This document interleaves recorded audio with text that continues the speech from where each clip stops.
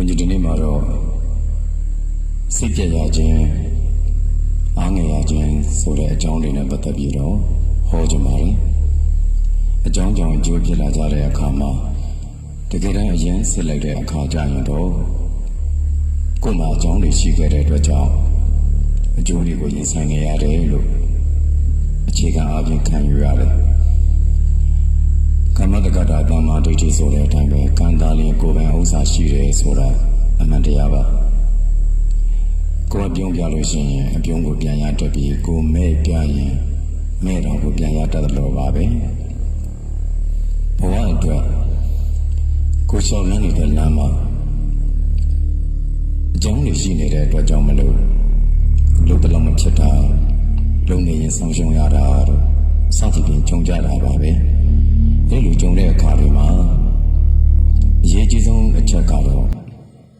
ကိုယ်စိတ်ကိုညီကြီးတိချသွားတာမျိုးပေါ့အဲဒီလိုမဖြစ်စေသင့်ဘူးအဲဒီလောက်စိတ်တက်လဲကိုပြော့ညံ့မနေအောင်အမြဲတမ်းကြိုးထောင်ပေးပါလူဆိုတာတော့ဘဝတစ်ခုလူတစ်ခုအပူတစ်ခုစီနေပဲကိုအကျိုးပြင်းတဲ့ကိုတွေလာကြတာဆိုတော့ကိုနဲ့သူနဲ့တူမှာတော့မဟုတ်ဘူးကိုကကြိုးစားလို့မဖြစ်ပေမဲ့သူကကြိုးစားလို့ဖြစ်နေတာကလည်းပဲသူအတိတ်အကြောင်းတွေနဲ့သူပဲပြစ္ဆုတ်ပံအကြောင်းတွေကလည်းပဲပြည့်စုံတယ်လို့ကိုနဲ့သူနဲ့မတူဖြစ်နေတာ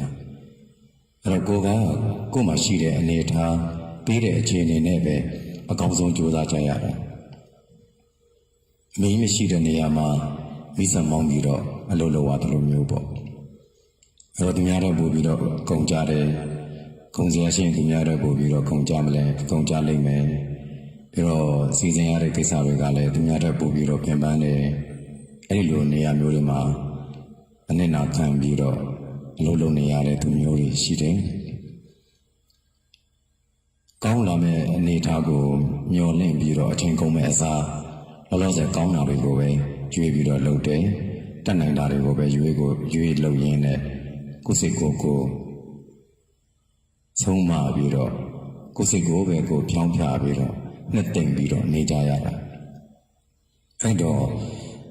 ဒါအောင်ငယ်သွားခြင်းဒါစိတ်ပြတ်သွားခြင်းဆိုတဲ့အရာမျိုးတွေကိုဖြစ်လာမယ်ကြံလို့ရှိရင်ဘဝတစ်ခုအပူတစ်ခုပဲကိုလက်ရှိအချိန်မှာအလုံးလုံးနေဖို့ပဲအရေးကြီးတယ်ဒီစိတ်နဲ့ကိုပြန်ပြီးတော့တင်းရတယ်ပြန်ပြီးတက်မှတ်ရတယ်စိတ်တထိုင်ကြနေဘာမှလက်ဆက်ပြီးတော့လှုပ်ဖြစ်တော့မှာမဟုတ်ဘူးအဲ့တော့အလုပ်ဆိုတာလုပ်နေရအောင်ပါပဲဖြစ်တဲ့အတွက်ကြောင့်မလို့အရင်ကခဏပြောသလိုပဲ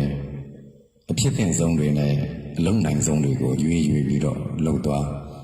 စိတ်ကိုအလုံးလုံးနေရင်းနဲ့ခွန်အားဆုပ်ယုပ်သွားစေတဲ့အရာမျိုးတွေကိုမတွေးနဲ့မကြံနဲ့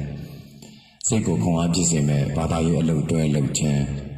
စိတ်ကိုတည်ငြိမ်စေသောသမထအလုပ်များလုပ်ခြင်းအဲ့ဒါနဲ့စိတ်ခွန်အားတွေပြန်ယူရတယ်အဲ့တော့စိတ်တက်ကြသွားတာအားငယ်သွားတာဖြစ်မဲ့ကြံလိုက်တိုင်းဘုရားအာယုံတော်၎င်းတရားအာယုံတော်၎င်းသံဃာအာယုံတော်၎င်းအဲ့အာယုံယူပြီးတော့စိတ်ကိုပြန်အားမွေးလိုက်ပါနောက်တစ်ခါလက်တွေအကြဆုံးအခြေခံအကြဆုံးအချက်တွေကိုတွေးပြီးတော့စိတ်ကိုပြန်ပြီးလမ်းကြောင်းမှန်ပေါ်ရောက်အောင်ချက်ချင်းပြန်တင်လိုက်ပါလမ်းမပေါ်မှာအကြာကြီးမနေပါစေနဲ့တွေးဝင်နေတဲ့လမ်းပေါ်မှာအကြာကြီးစိတ်ကိုမထားပါနဲ့မရေရာတဲ့အတွေးတွေနဲ့စိတ်ကိုမငြင်းဆဲပါနဲ့တေးကြတာတွေကိုစဉ်းစားတတ်အောင်လေ့ကျင့်ပါဒါကြောင့်ကဘာသူကဘာသာအပေါင်းဘလို့ခက်ခဲမျိုးတွေနဲ့ပဲကြုံမလျှော်သောဆွဲပြင်းကြသောစိတ်ထားတွေနဲ့အနိုင်တိုက်ယူနိုင်ပါစေလို့ဆုတောင်းပေးပါတယ်အားလုံးအေးချမ်းပျော်ရွှင်အောင်မြင်ကြပါစေ